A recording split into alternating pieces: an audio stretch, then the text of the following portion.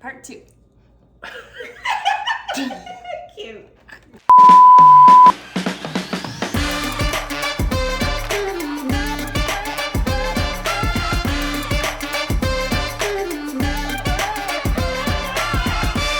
Have this show, we're called It's His Words, Her Words, His Wine, and we talk about food and moving to Chandler, Arizona from Los Angeles. And today we have special guests, and we're winging it, but we have special guests, my cousin and my aunt, and they're actually here from DC. And I thought it would be interesting to talk to these fantastic women about this place because Chandler's an interesting place.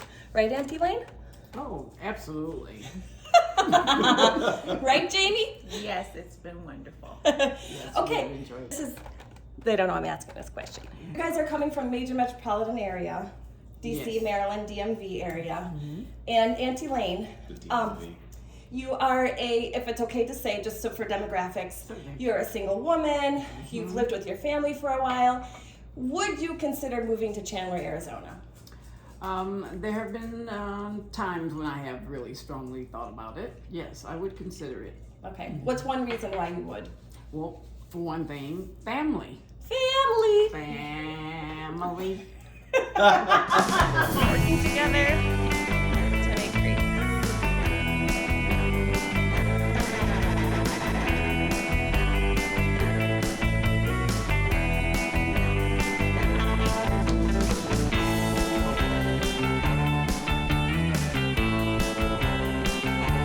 All right, y'all, I love you, and you've got this happening. Look what you made.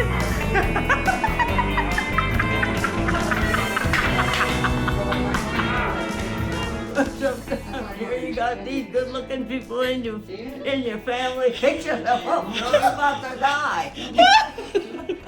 Okay, good job on that note. Jamie, as a newly engaged woman, mother of 3, and in mid-career, but also an entrepreneur, Summer's promise, would you move to Chandler, Arizona? I'm not sure. I'm kind of on the fence. It depends. I would consider it, let's see, if we had to do like a scale of 1 to 10, it's on a 7. A 7. I'm surprised it's a lot higher than I didn't think you would say that high. Yes. Okay, what's one reason you would give it a 7?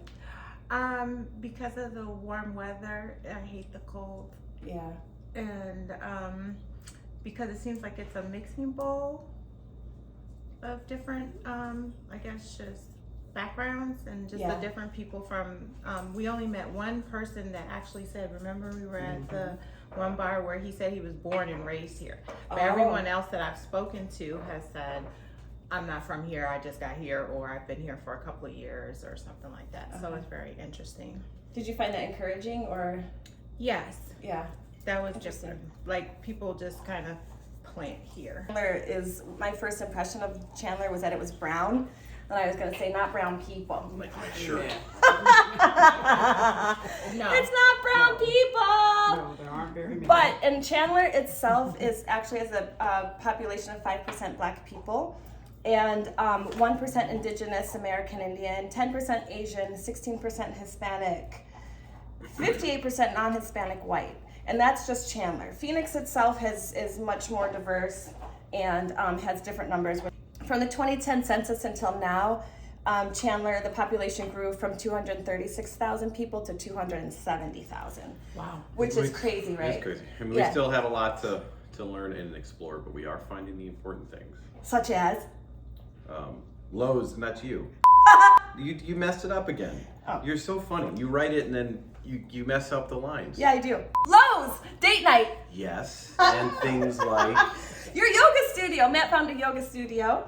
And I found a black OBGYN. I'm going to her tomorrow. Woo! Black people! So excited. I don't know that I'm sure I have at least once. At Planned Parenthood, shout out for Planned Parenthood. Okay, and then also nails and facials and pest control and plumbers. And food. And food. And food is what I was actually going to say, because that's what you wrote. Yeah. And that's why we started this channel. That's why we started this channel. And the person that came for your mouth. Say hey. Say what's up. Girl. There we go.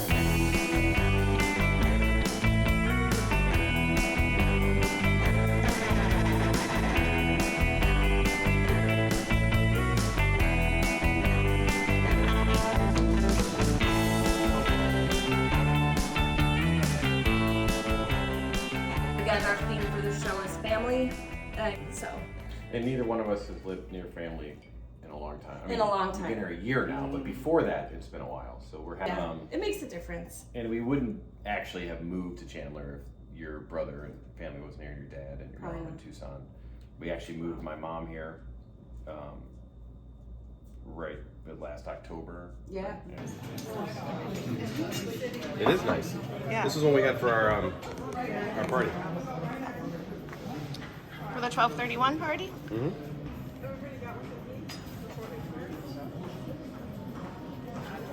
Kava. It's been a while since I've done one, so I apologize if I'm not as polished as I should be. But it should be fun. The wines that I picked, the theme is summer grilling and chilling, so they're lighter style wines that go well with the heat. And then I've got a bonus one at the end that's not on the list. That's probably more. And also his sisters have come to visit more often, and your sister Carrie is trying to possibly get to Moving to Tucson. Tucson. And Valerie actually landscaped our backyard. Yeah. She's a landscape artist. She did an amazing job. So we'll do an episode.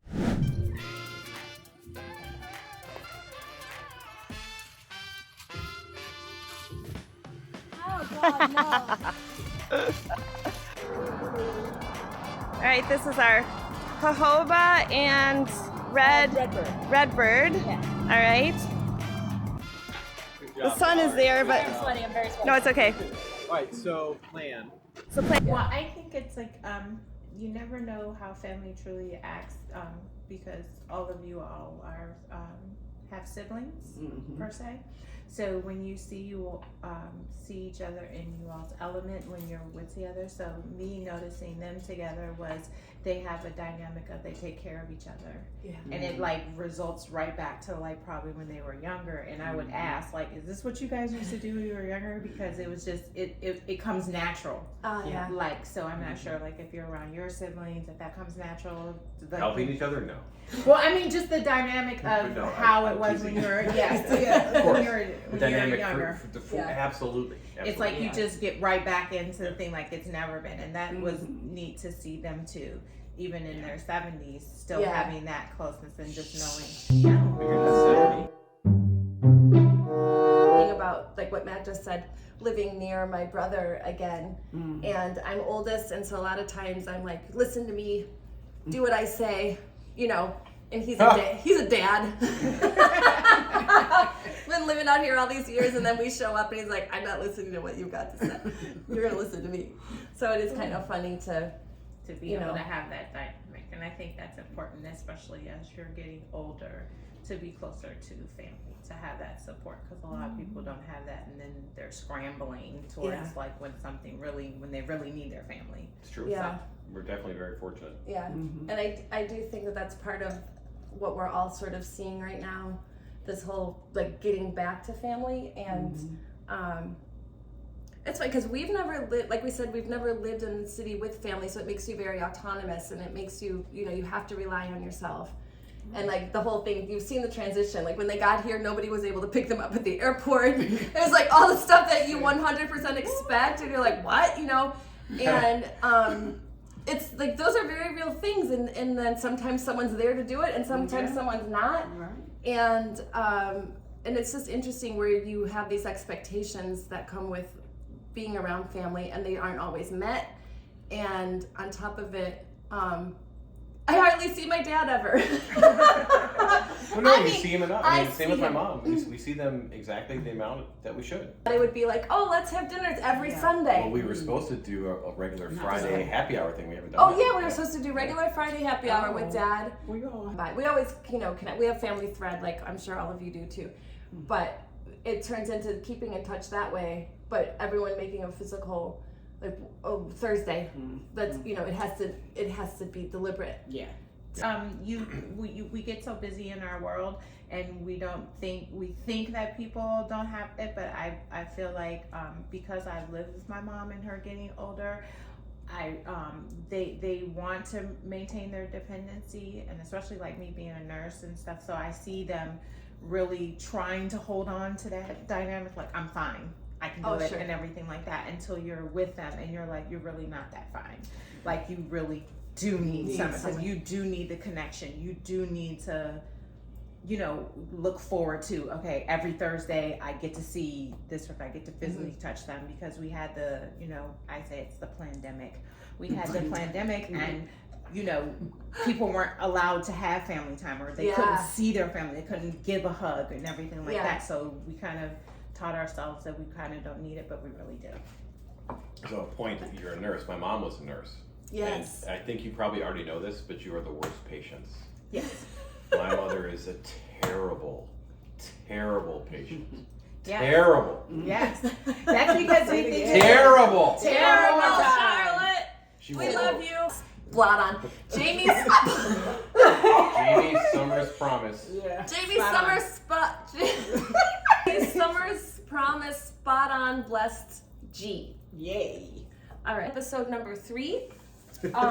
Auntie Lane and Jamie will have moved on probably, and we'll see what happens next. But it will definitely be about her words and His wine. cheers.